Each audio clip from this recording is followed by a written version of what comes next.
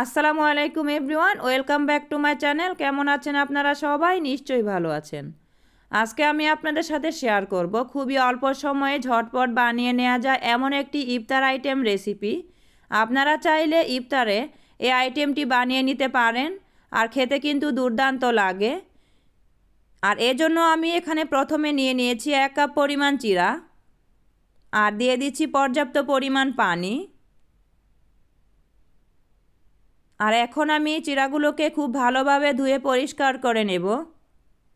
2 থেকে 3 বার পানি চেঞ্জ করে চিরাগুলোকে ভালোভাবে ধুয়ে নিচ্ছি। আর এই পর্যায়ে চিরাগুলো আমার ধোয়া হয়ে গেছে। আর এখন এগুলোকে আমি ম্যাশ করে নিচ্ছি।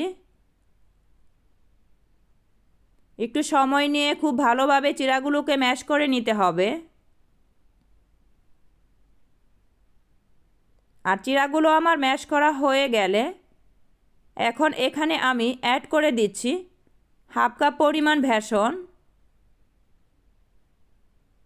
6-7টা কাঁচামরিচ কুচি, স্বাদ অনুযায়ী লবণ দিয়ে দিচ্ছি, 1 চামচ দিয়ে দিলাম চিলি ফ্লেক্স, 1 চামচ আস্ত জিরা, 1 চামচ আদা রসুনের পেস্ট, ধনিয়া পাতা কুচি অ্যাড করে দিচ্ছি, 2 থেকে 3 চামচ দিয়ে দিলাম টক দই, আর দিয়ে দিলাম 1 চামচ পরিমাণ রান্নার তেল। এখন আমি সমস্ত উপকরণ খুব ভালোভাবে মিশিয়ে নিচ্ছি।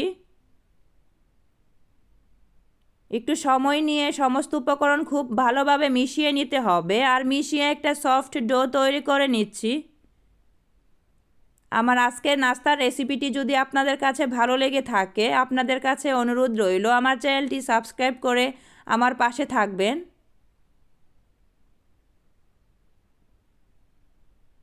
খুব ভালোভাবে আমি এগুলোকে মাখিয়ে নিচ্ছি। আর এই পর্যায়ে নাস্তাগুলো আমি আপনাদের বানিয়ে দেখিয়ে দিচ্ছি। আর নাস্তাগুলো বানানোর জন্য হাতে আমি কিছুটা তেল মেখে নিয়েছি, আর কিছুটা ডো নিয়ে এখন আমি নাস্তার শেপগুলো দিয়ে দিচ্ছি। আপনারা একটু খেয়াল করলেই বুঝতে পারবেন আমি নাস্তাগুলো কিভাবে তৈরি করে নিচ্ছি।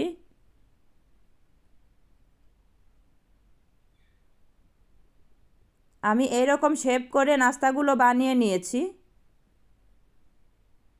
আর এই পর্যায়ে নাস্তাগুলো আমি ভেজে নিচ্ছি, আর ভাজার জন্য পর্যাপ্ত পরিমাণ তেল গরম করে নিয়েছি। এখন আমি নাস্তার শেপগুলো দিয়ে দিলাম। আর নাস্তাগুলো আমার দেয়া হয়ে গেলে 2 মিনিটের মতো জাল করে নিচ্ছি। আর 2 মিনিট পর নাস্তাগুলোকে আমি উল্টিয়ে দেব।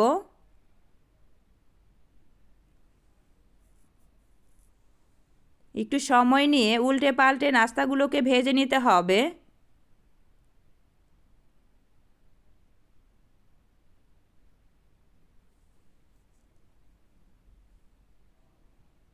আরও 2 থেকে 3 মিনিট আমি জাল করে নিয়েছি মিডিয়াম টু লো হিটে। আবারও নাস্তাগুলোকে আমি উল্টিয়ে দিচ্ছি। যখন নাস্তাগুলোর কালার চেঞ্জ হয়ে আসবে তখনই আমি এগুলো প্যান থেকে নামিয়ে নিব। আরও কিছুটা কর নাস্তাগুলোকে আমি ভেজে নিয়েছি। নাস্তাগুলো আমার হয়ে গেছে, আপনারা দেখে নিশ্চয়ই বুঝতে পারছেন। এখন আমি এগুলোকে প্যান থেকে নামিয়ে নিচ্ছি।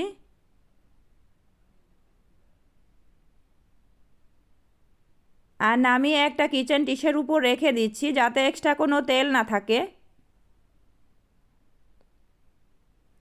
আশা করছি আমার আজকের নাস্তার রেসিপি আপনাদের কাছে ভালো লেগেছে। আর যদি নাস্তার রেসিপিটা ভালো লেগে থাকে তাহলে অবশ্যই একটা লাইক দিবেন, আর বেশি বেশি শেয়ার করে দিবেন। আর এখনও যারা আমার চ্যানেলটি সাবস্ক্রাইব করেননি তারা প্লিজ আমার চ্যানেলটি সাবস্ক্রাইব করে দিবেন। আবারও হাজির হব নতুন কোনো রেসিপি নিয়ে। সে পর্যন্ত সবাই ভালো থাকবেন, আমার জন্য দোয়া করবেন। আল্লাহ হাফেজ।